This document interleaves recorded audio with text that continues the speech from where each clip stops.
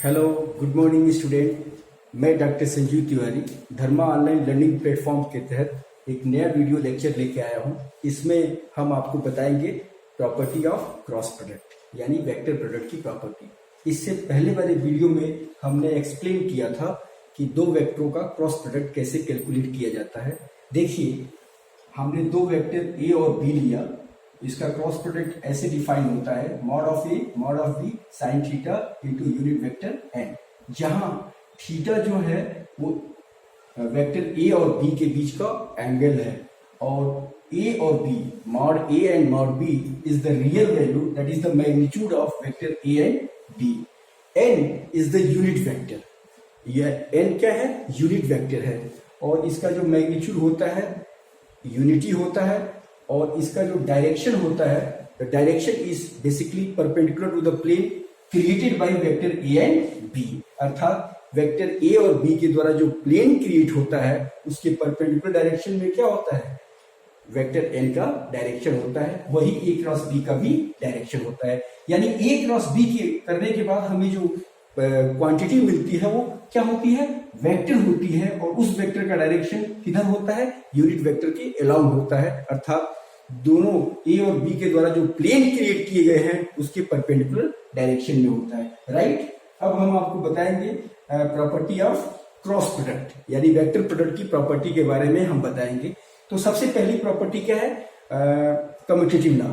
Vector product is not follow the commutative law, यानी A cross B is not equal to B cross A. यहां minus sign आ रहा है, इसका मतलब एक कम्यूटेटिव लॉ को फॉलो नहीं करता है, राइट। पहली प्रॉपर्टी क्या है?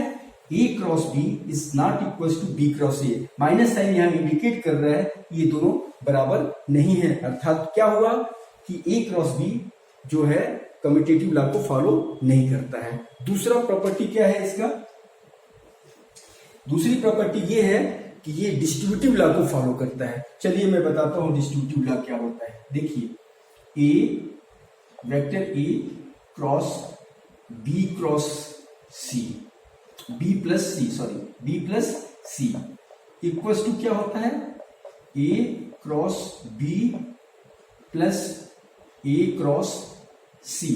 देखिए, ये जो वेक्टर का क्रॉस प्रोडक्ट है वो डिस्ट्रीब्यूटिव लॉ को फॉलो करता है, राइट।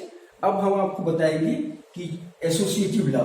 तो वेक्टर का जो क्रॉस प्रोडक्ट है वो एसोसिएटिव नहीं होता है। ध्यान दीजिए, हमने आपको बताया था स्केलर प्रोडक्ट कम्यूटेटिव होता है लेकिन क्रॉस प्रोडक्ट कम्यूटेटिव नहीं होता है। स्केलर प्रोडक्ट डिस्ट्रीब्यूटिव लॉ को फॉलो करता है, क्रॉस प्रोडक्ट भी डिस्ट्रीब्यूटिव लॉ को फॉलो करता है, लेकिन जो क्रॉस प्रोडक्ट होता है वो एसोसिएटिव लॉ को फॉलो नहीं करता है। तो आइए देखिए एसोसिएटिव लॉ क्या होता है। थर्ड पॉइंट है A cross B cross C, right. ये आपके सामने है ए क्रॉस बी क्रॉस सी, आपके सामने लिख दिया गया है। ये जो है इसके किसके बराबर होगा? ये होगा ए क्रॉस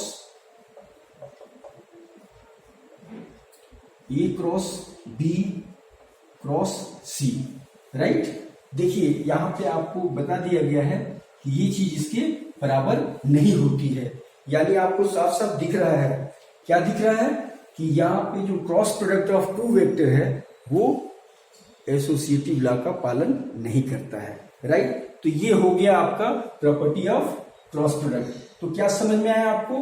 क्रॉस प्रोडक्ट यानी वेक्टर प्रोडक्ट कम्यूटेटिव लॉ को फॉलो नहीं करता है, एसोसिएटिव लॉ को फॉलो नहीं करता है, लेकिन डिस्ट्रीब्यूटिव लॉ को फॉलो करता है। जबकि डॉट प्रोडक्ट कम्यूटेटिव होता है, डिस्ट्रीब्यूटिव होता है और एसोसिएटिव लॉ को भी पालन करता है। तो ये बेसिक डिफरेंसेस हैं जो हमने आपको यहाँ बताया।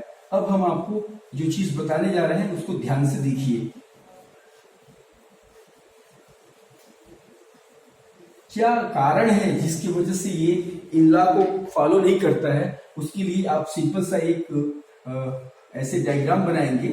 देखिए, ये एक्स एक्सिस हो गया, ये वाई एक्सिस हो गया और ये जेड एक्सिस हो गया, राइट। इसके अलोंग यूनिट वेक्टर आई, इसके अलोंग यूनिट वेक्टर जे और इसके अलोंग यूनिट वेक्टर के। यानी आई जे के क्या है? यूनिट वेक्टर है अलोंग ओ एक्स ओ वाई और ओ जेड। अब आप देखिए अगर हम आई क्रॉस जे करते हैं तो ये किसके बराबर होता है, के के बराबर होता है, ध्यान दीजिएगा। फिर जे क्रॉस के करते हैं तो क्या मिलता है हमको, जे क्रॉस के करते हैं तो हमें मिलता है आई, और फिर जब हम के क्रॉस आई करते हैं तो हमें क्या मिलेगा, हमें मिल जाएगा जे, राइट। तो ये चीज आपको ध्यान रखना है, यानी इन तीनों यूनिट वेक्टर का कैलकुलेशन इस तरीके का होता है, आई क्रॉस जे, ठीक है। वो किसके बराबर हो गया, के बराबर। यूं समझ लीजिए आई जे और के, जब हम आई क्रॉस जे करते हैं तो क्या मिलता है, के मिलता है, और जे क्रॉस के करेंगे तो क्या मिल जाएगा आई, और आई क्रॉस के क्रॉस आई करेंगे तो क्या मिल जाएगा जे। अगर हम यहाँ पे डायरेक्शन चेंज कर देंगे तो साइन क्या हो जाएगा, चेंज हो जाएगा। अगर हम यहाँ पे आई क्रॉस की जगह पे जे क्रॉस आई कर देंगे तो ये किसके बराबर होगा, माइनस के बराबर हो जाएगा। यानी जैसे ही हम डायरेक्शन चेंज करते हैं साइन क्या हो जा रहा है, चेंज हो जा रहा है। तो आप इस चीज को ध्यान रखिए कि यहाँ पे हम यूनिडायरेक्शनल ही मूव करते हैं, अगर बीच में हम डायरेक्शन चेंज करेंगे तो यहाँ पे वैल्यू क्या हो जाएगी, माइनस में आने लगेगी। ये आप ध्यान रखिएगा, ये कैलकुलेशन में बहुत मदद करेगा। अब हम आपको जीरो वेक्टर के बारे में बताएंगे, राइट। जीरो वेक्टर क्या होता है ये जानना जरूरी है, बहुत ज्यादा सिग्निफिकेंट नहीं होता है जीरो वेक्टर, बट आपके नॉलेज में होना चाहिए कि जीरो वेक्टर होता क्या है। देखिए दो वेक्टर हैं ए और बी, दोनों क्या है, पैरेलल हो, दोनों क्या है, पैरेलल हो। जब ये दोनों पैरेलल होते हैं तो क्या होता है, if A and B both are parallel, right. तो ए प्लस बी क्या हो जाएगा, जरा बताएं तो आप, ए प्लस बी क्या हो जाएगा, बोथ वेक्टर आर पैरेलल और बोथ वेक्टर आर इक्वल।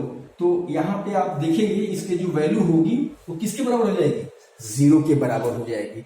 क्यों जीरो के बराबर होगी, ये जरा देखिए, यहां ध्यान देने वाली बात है कि अगर ये दोनों वेक्टर पैरेलल हैं तो इनका जो सम होगा वो जीरो क्यों होगा, क्योंकि दोनों बराबर हैं। तो ए और ये माइनस बी दोनों का डायरेक्शन क्या हो जाएगा, सेम हो जाएगा। तो ये क्या मिल गया, जीरो मिल गया, क्योंकि दोनों बराबर हैं और अपोजिट डायरेक्शन में है तो रिजल्टेंट क्या हो गया, zero. That is why A plus B equals to zero, या A minus B equals to यहाँ पे जीरो हो गया, क्योंकि बी का डायरेक्शन क्या है, दोनों पैरेलल है।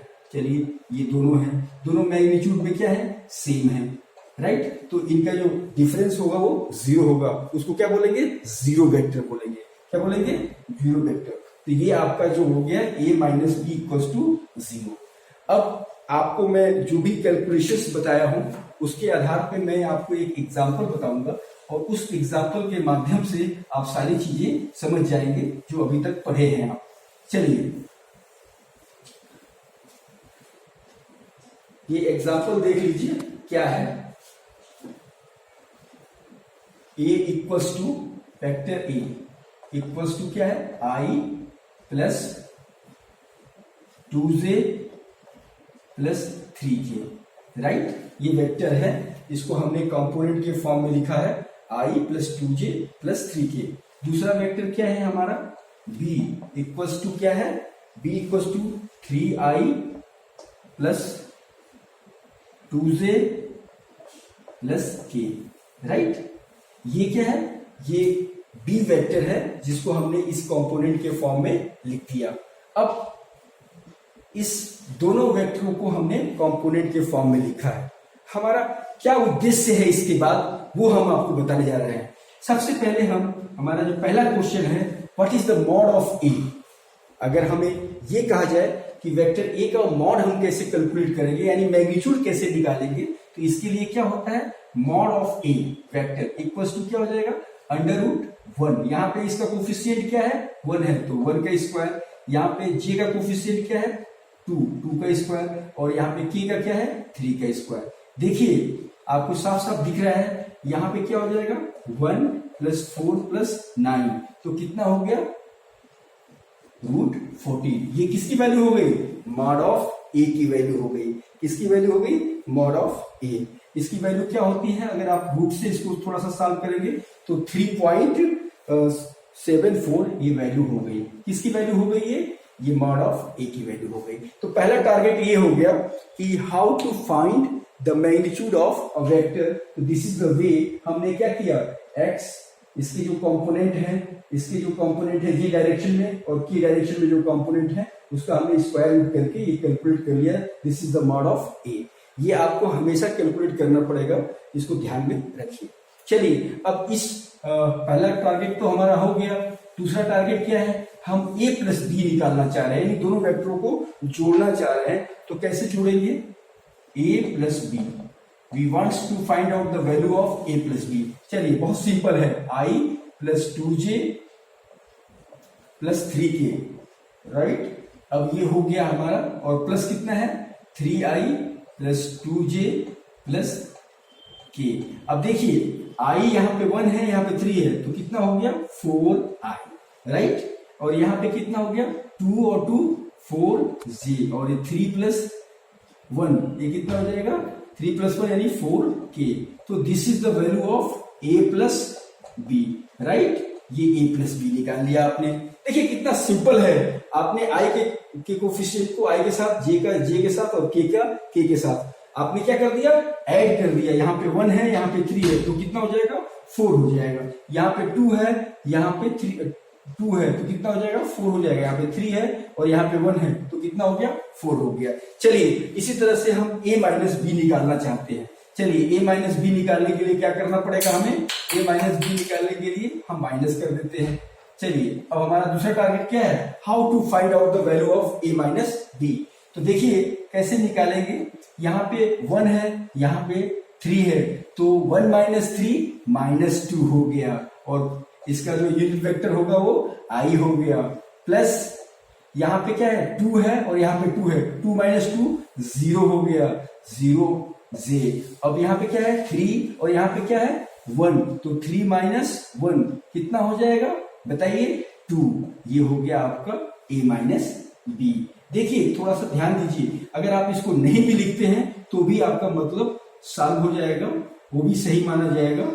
ये हो जाएगा आपका 2k। तो this is the value of a minus B. देखिए जो भी आपने वेक्टर का एडिशन किया था, तो वेक्टर का जो एडिशन आपने किया था वो मैंने बता दिया कि कैसे a प्लस बी निकालते हैं। वेक्टर का सब्सट्रैक्शन भी आपने निकाल लिया, कैसे a माइनस बी निकालते हैं। अगर दोनों वेक्टर कंपोनेंट के फॉर्म में हैं तो हम कैसे कैलकुलेट करेंगे इस चीज को, राइट। अब चलिए अब आपको और एक नई चीज बता रहे हैं। तो आपने क्या क्या निकाला इसमें, पहले तो आपने मॉड निकाला कि कैसे हम वेक्टर का मॉड निकालेंगे जब वो कंपोनेंट के फॉर्म में हो, वो आपने निकाल लिया। कैसे इन दोनों वेक्टरों को आप ऐड करेंगे जब ये किस रूप में हो, कंपोनेंट के रूप में हो, और कैसे हम इन वेक्टरों का सब्सट्रैक्शन करेंगे वो भी आपने देख लिया। अब हम आपको बताने जा रहे हैं a dot B. a dot B हम कैसे निकालेंगे ये देख लीजिए। a डॉट बी यानी dot product of these two vector, how we are going to calculate, see here, right. Dot 3i plus 2j plus k, right. अब इसका हमें डॉट प्रोडक्ट निकालना है। तो देखिए मैंने आपको बताया था वहां पे डॉट प्रोडक्ट जब मैं एक्सप्लेन कर रहा था कि i डॉट i 1 होता है और j डॉट j 1 होता है और k डॉट k 1 होता है, और बाकी के जो i डॉट j होंगे, j डॉट k होंगे और k डॉट i होगा वो सब 0 हो जाएगा। यानी टोटल 9 टर्म बनेंगे, 9 टर्म में से 6 टर्म 0 हो जाएंगे, केवल 3 टर्म मिलेंगे। देखिए i डॉट i यानी ये हो गया 1 इंटू 3, तो ये कितना हो जाएगा 3, प्लस 2 इंटू 2 4, प्लस 3 इंटू 1 कितना हो जाएगा बताइए 3 हो जाएगा। तो ये कितना हो गया 4 और 6 यानी 10। a डॉट बी की वैल्यू क्या आ गई 10 आ गई। दिख रहा 10 एक नंबर है, ये स्केलर क्वांटिटी हो गई, और हमने बताया था कि a डॉट बी स्केलर होता है, ये यहाँ प्रमाणित हो गया, आपको दिख रहा है, क्योंकि 10 एक नंबर है, ये कोई वेक्टर क्वांटिटी नहीं है। अर्थात हम जब डॉट प्रोडक्ट करते हैं दो वेक्टरों का, तो जो क्वांटिटी हमें प्राप्त होती है वो क्या होती है स्केलर होती है। यहाँ पे प्रमाणित हो गया कि 10 एक संख्या मात्र है, एक स्केलर क्वांटिटी है, राइट। अब आपको हम बताएंगे अपने a क्रॉस b कैसे कैलकुलेट करेंगे। अब हम a क्रॉस b कैलकुलेट करके आपको बता देते हैं, फिर ये काम पूरा हो जाएगा। अभी तक तो आपने क्या निकाला, ए डॉट बी। चलिए ए क्रॉस बी निकाल देते हैं, फिर ये पूरा हो जाएगा कि जो हमने आपको बताया था डॉट प्रोडक्ट और क्रॉस प्रोडक्ट। अब देख लीजिए फटाफट एक ए क्रॉस बी क्या होता है। इसको निकालने के लिए हम आई जे के इसको मैट्रिक्स फॉर्म में लिखेंगे, 1 2 एंड 3 2 1 ये हो गया। और आई को निकालने के लिए जो फार्मूला हमने बताया था, जिसको निकालना होता है उसको क्या कर लेते हैं, हम ढक लेते हैं। तो 2 इंटू 1 तो 2 हो गया, माइनस से कितना हो जाएगा 3 इंटू 6 हो गया, 3 इंटू 2 6 हो गया। और यहाँ पे फिर माइनस जे, और यहाँ पे देखिए इसको निकालने के लिए मैंने इसको ढक लिया, राइट। अब ये 1 इंटू 1 हो गया, और 3 इंटू 3 9, राइट, और प्लस की। अब इसको देखिए के को निकालना है तो इसको ढक लिया, 1 इंटू 2 हो गया, और 2 इंटू 3 6 हो गया। अब देखिए इसको हल करेंगे तो ये देखिए 2 माइनस 6 माइनस 4 आई, और यहाँ कितना हो जाएगा, ये 8 और माइनस हो गया, माइनस माइनस प्लस हो जाएगा, क्योंकि हम 1 माइनस 9 करेंगे तो कितना मिलेगा, -8, और माइनस यहाँ ऑलरेडी है तो कितना हो जाएगा प्लस 8j, और यहाँ पे कितना हो जाएगा, ये प्लस है लेकिन यहाँ पे क्या हो जाएगा माइनस, तो ये -4k। तो this is the A cross B. तो राइट, ये आपको क्या मिल रहा है, वेक्टर मिल रहा है। ये एक वेक्टर है, इसलिए हम इसको कहते हैं कि जब हम ए क्रॉस बी निकालते हैं, यानी वेक्टर प्रोडक्ट जब निकालते हैं कंपोनेंट के फॉर्म में, तो आपको क्या मिल गया, एक वेक्टर क्वांटिटी मिल गया। देखिए आपको साफ साफ दिख रहा है ये एक वेक्टर क्वांटिटी है, राइट। तो हम यहीं पे आपको आज रुकते हैं, और आगे हम आपको बताएंगे मोशन इन प्लेन और प्रोजेक्टाइल मोशन के बारे में चर्चा करेंगे। तब तक के लिए धन्यवाद। अगर आपको हमारा ये लेक्चर पसंद आए तो सब्सक्राइब जरूर कीजिएगा। Thank you very much.